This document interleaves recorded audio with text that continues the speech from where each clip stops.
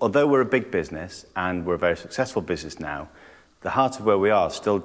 goes back to about 10 years ago in an entrepreneurial idea which has expanded and developed and become what we are now. So we've never lost touch with our entrepreneurial spirit, and if we can give some of our learnings back to others in that position, and if we can help entrepreneurial business, particularly within the Northwest, which is where we've got a very strong heartland, then we'll be really keen to do that.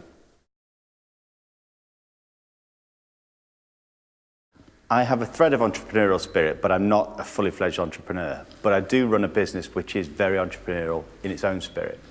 And it's come from a very small beginning to a large scale business now. And what we've had to do in that period is maintain a very, very strong growth period for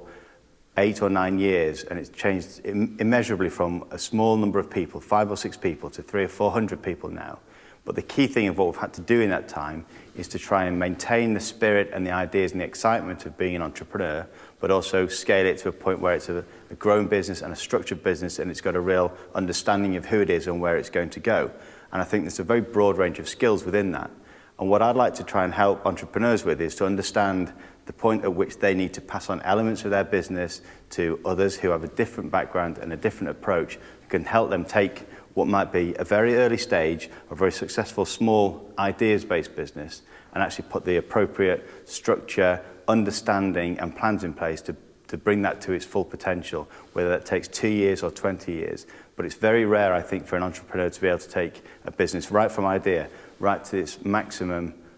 potential without involvement of others who aren't necessarily as creative, but nevertheless understand the value of that creative element, and they're able to work with it and develop it without clipping its wings.